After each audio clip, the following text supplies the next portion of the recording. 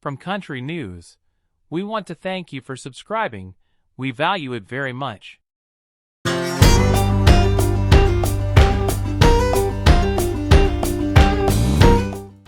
In Country News, Reba McEntire. Did you know that Reba McEntire was born on March 28, 1955 in McAlester, Oklahoma, United States? She born in a family of champion steer ropers. While growing up, McEntire and her three siblings, brother Del, known as Pake, and sisters Susie and Alice, spent time traveling to and from their father's World Championship rodeo performances.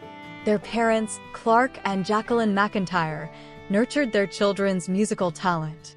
During their many long car rides, they would pass the time by learning songs and harmonizing. Eventually, when Reba was in 9th grade, she and her two younger siblings formed the group The Singing McEntires and performed at rodeos. The group later disbanded, but Reba continued to appear as a solo act through her college years. In 1974, McEntire caught a break when country music star Red Steagall heard her sing at the National Finals Rodeo. The young singer's national anthem performance impressed Steagall, prompting him to help her record a demo and eventually sign with Mercury Records. Her debut album, Reba McEntire, came out in August 1977. Throughout the late 1970s, the soon-to-be Queen of Country spent several hours in the recording studio, creating and releasing singles. While none of her early songs were major hits, chart success was just around the corner. In 1980, You Lift Me Up to Heaven cracked the top 10 of Billboard's Hot Country Songs, ultimately launching her illustrious career. In the 1980s, McEntire stuck close to her roots in terms of persona, capitalizing on the rowdy rodeo girl theme in photos and on stage. As her powerful vocal stylings matured, her image changed as well, from rough-edged and rural to more polished and mainstream. Nashville was still largely considered a boys' town when McEntire was getting her start in the 70s and 80s. When later asked how she managed to transcend gender politics so successfully, McEntire responded, "As a woman, you don't complain, you work twice as hard, and you do your job. You try to outsmart them, you try to outwork them and get there first. You help out, you volunteer, you're at the front of the line. That's what I learned from working on the cattle range, and it helped me in the music business." McEntire had a smash year in 1986. Her 9th studio album, Whoever's in New England, became her first to garner a Grammy Award. The title track won Best Female Country Vocal Performance. By all accounts, the success of the album was a product of its unique sound. A blend of McEntire's more traditional twangy style with a more mainstream pop sound appealed to a wide audience, cementing the artist's place as country royalty for years to come. Always a strong businesswoman, the singer understood early on the importance music videos would have for her career.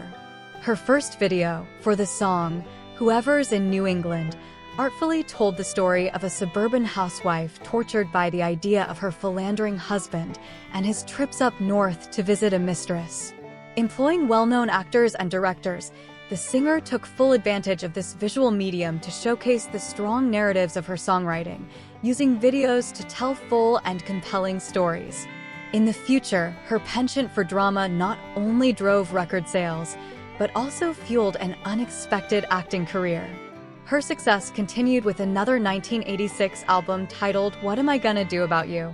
The Country Music Association also named her Entertainer of the Year and, for the 3rd consecutive year, Female Vocalist of the Year. The singer won the category again in 1987. The momentum didn't stop there. McEntire went on to churn out hit after hit, some more critically acclaimed than others, but most selling by the millions. In 1990, she released Rumor Has It, an album that eventually sold 3 million copies, going triple platinum by 1999.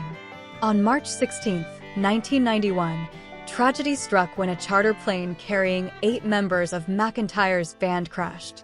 There were no survivors, and the accident left the singer stunned and reeling. McEntire turned back to her music and, out of her grief, came a bleak but immensely popular album, For My Broken Heart, which she dedicated to her deceased bandmates. In the late 1990s, She recorded duets with Brooks and Dunn and Linda Davis, which were fan favorites. Over the past 2 decades, McEntire has continued to reign as the Queen of Country, collaborating with other country music hitmakers like Kenny Chesney, Trisha Yearwood, and LeAnn Rimes. McEntire released the albums Room to Breathe in 2003 and Reba, Duets in 2007. Both have earned platinum status, and Duets debuted at #1 on the Billboard 200. Another chart-topping album followed with 2009's Keep on Loving You. That same year, McEntire broke a CMA record, surpassing Dolly Parton as the most nominated female solo artist in the 43-year history of the CMA Awards.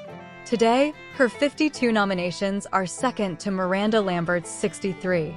In 2010, McEntire released her next album, All the Women I Am, which included the #1 country hit, Turn on the Radio.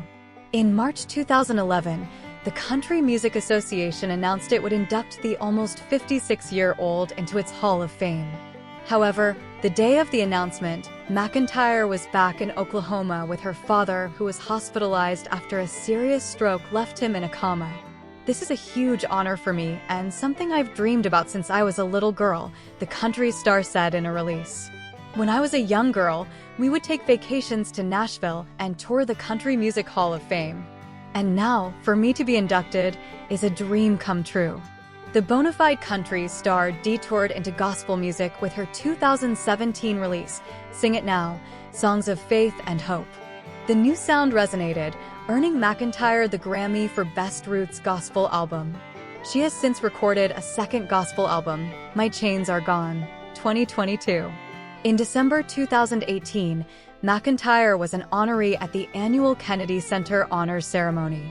Her most recent album is Not That Fancy, an acoustic collection of some of her hit songs that released in early October 2023.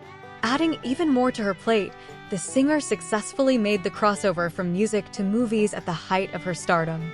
Taking quickly to her second career, she co-starred in the 1990 film Tremors, played a race car driver in The Little Rascals, 1994, and starred in several made-for-television movies. In 2001, the WB network launched a TV sitcom called Reba, starring the country music star as a divorcee trying to raise a teenage daughter. The show ran for 6 seasons and garnered McEntire a Golden Globe nomination. Also in 2001, McEntire found success on the theater stage, playing Annie Oakley in a Broadway revival of Annie, Get Your Gun. As Reba was wrapping up, the singer-turned-actor voiced Betsy the Cow in the 2006 remake of Charlotte's Web, starring Dakota Fanning, Julia Roberts, and Dominic Scott Kay. McEntire starred in a second sitcom, Malibu Country, which debuted on ABC in November 2012. However, the show lasted only 18 episodes.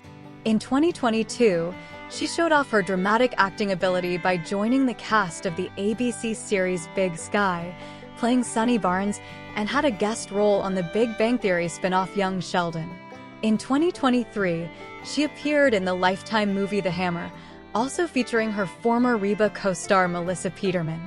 According to Celebrity Net Worth, McEntire's total net worth is estimated at around $95 million as of July 2023. McEntire is currently dating actor Rex Linn. The couple, who first met in 1991 on the set of the Kenny Rogers movie The Gambler Returns, The Luck of the Draw, reconnected throughout the quarantine period during the COVID-19 pandemic. McEntire revealed their relationship had become romantic in October 2020. The country star has previously been married and divorced twice. In 1976, McEntire married steer wrestling champion and rancher Charlie Battles. The couple owned a ranch in Oklahoma. But in 1987, just as McEntire's musical career had begun to soar, the marriage collapsed. After their divorce, the singer moved to Nashville, Tennessee, to refocus on her music. In 1989, McEntire wed her manager, Narvel Blackstock, who already had 3 children from a previous marriage. In 1990, the couple welcomed a son, Shelby McEntire Blackstock, into their blended family. In 2015, after 26 years together, the couple announced they were separating. And so we finished this video dedicated to this great artist. Thanks so much, Reba, for your contribution to country music.